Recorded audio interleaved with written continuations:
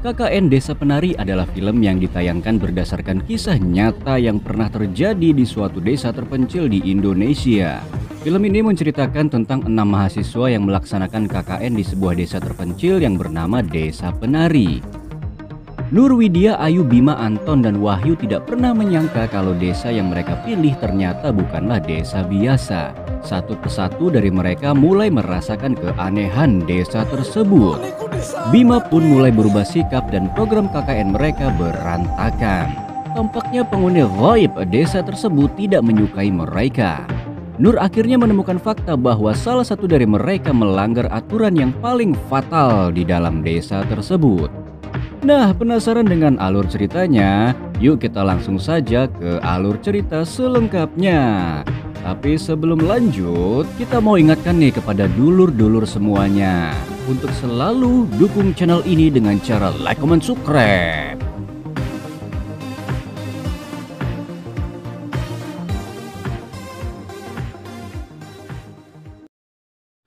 Film diawali dengan sekelompok 6 pemuda yaitu Nur Widya, Ayu, Bima, Anton, dan Wahyu. Mereka sedang melakukan perjalanan menuju tempat KKN mereka yaitu Desa Penari. Singkat cerita, mereka pun sampai di desa tujuan. Di sana Nur terus dipantau oleh seorang kakek tua yang seolah-olah memberi isyarat agar Nur tidak memasuki desa tersebut. Namun Nur yang sebenarnya menyadari hal itu pun tetap ingin melanjutkan KKN mereka di desa tersebut, Lur. Dan akhirnya mereka pun melakukan perjalanan menggunakan motor untuk memasuki desa tersebut. Dengan perjuangan yang tidak mudah untuk memasuki desa tersebut karena akses jalan yang rusak dan juga licin. Bahkan mereka melewati jembatan yang nampak sangat tua dan rapuh seperti hati aku, Lur. Lalu ketika mereka hampir sampai di lokasi Desa Penari, Nur pun dikejutkan dengan penampakan sesosok penari yang sedang menari di atas bebatuan. Singkat cerita, mereka pun sampai di desa tujuan mereka untuk ber-KKN ria. Dan ketika mereka sampai di sana, mereka pun disambut oleh Pak Prabu, yaitu kepala desa di desa tersebut. Di sana Pak Prabu sebenarnya tak mengizinkan desanya dijadikan tempat KKN oleh 6 mahasiswa itu. Dengan alasan, desa tersebut dari dulu belum pernah digunakan untuk kegiatan KKN atau hal yang bersangkutan dengan perdinasan. Namun karena kakak Ayu terus memohon agar adiknya dan teman-temannya bisa melakukan KKN di desa itu, kakak Ayu pun berjanji kepada Pak Prabu bahwa Ayu dan teman-temannya itu adalah orang-orang yang baik. Akhirnya mereka pun diperbolehkan untuk ber-KKN di desa itu. Lalu setelah selesai ngopi dan makan roti 1000-an, kalau di sini mah sudah 2000-an ya, Lur ya. Di tempat kamu berapa? Ini kok jadi ngomongin roti toh. Mereka pun diajak berkeliling oleh Pak Prabu. Namun di tengah perjalanan, Nur melihat ada sebuah batu besar yang ditutupi kain merah dan batu tersebut ditunggu atau dihuni oleh sesosok genderuwo hitam yang mengerikan.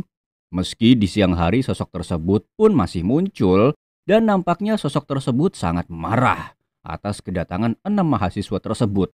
Mungkin karena hijab Nur lah yang membedakan dari yang lain, yaitu dia adalah wanita yang solehah. Dan karena itu sosok yang di sana tak berani mengganggu si Nur itu. Lalu Pak Prabu yang seperti tahu bahwa Nur memiliki indera penglihatan makhluk halus pun memperingatkan semua mahasiswa tersebut agar tidak melewati gapura. Dan tapak tilas di sana yang konon katanya terdapat sosok penghuni, yaitu penari berwujud ular.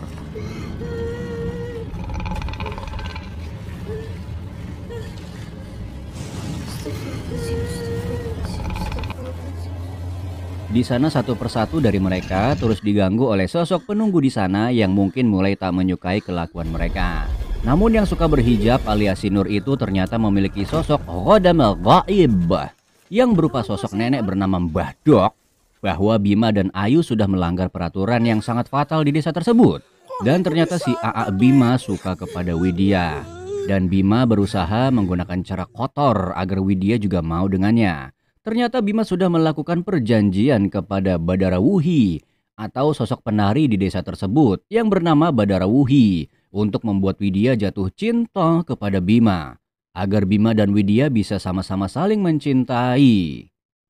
Lalu setelah mereka sepakat dengan perjanjiannya, Badara Wuhi memberikan mahkota ular untuk diberikan kepada Widya dan menyuruh si Widya agar memakai mahkota tersebut agar Widya juga suka dengan Bima.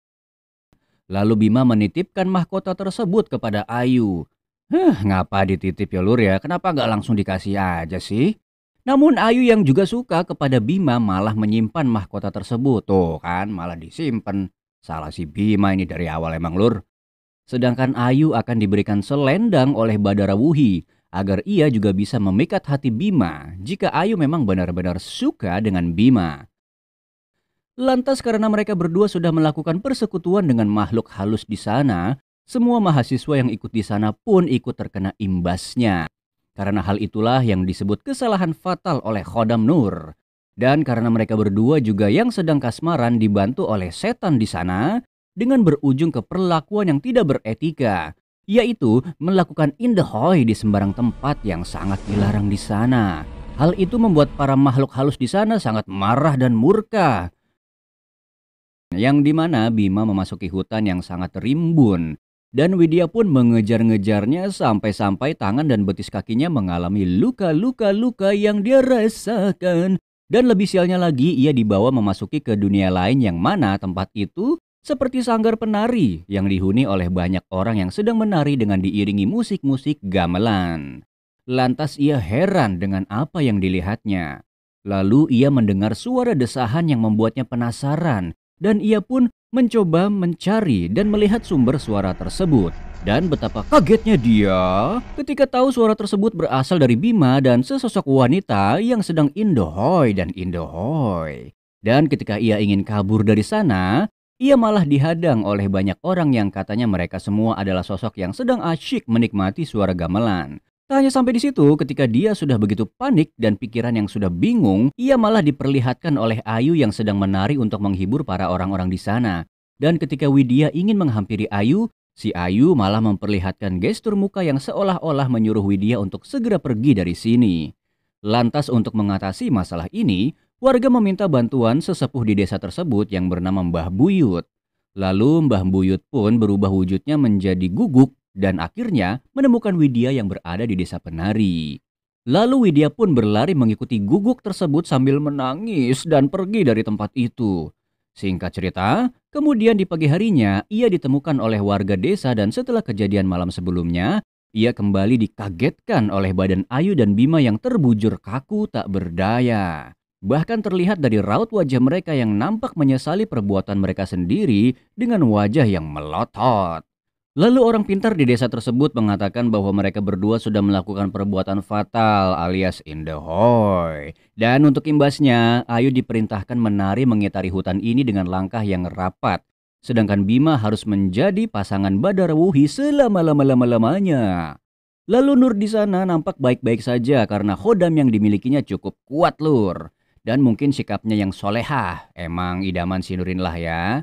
Mungkin karena hal itu, Nur berhasil menghindari bujugan-bujugan rayu dari setan-setan terkutuk di sana.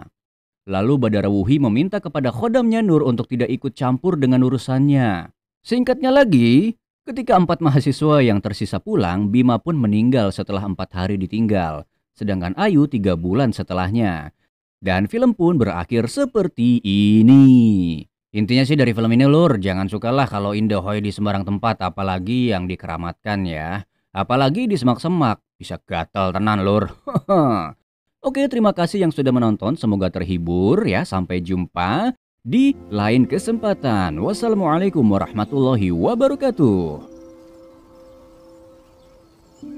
Yai tahu ada sosok yang menjaga saya. Itu berarti Badak sedang melawan makhluk yang coba mengganggu.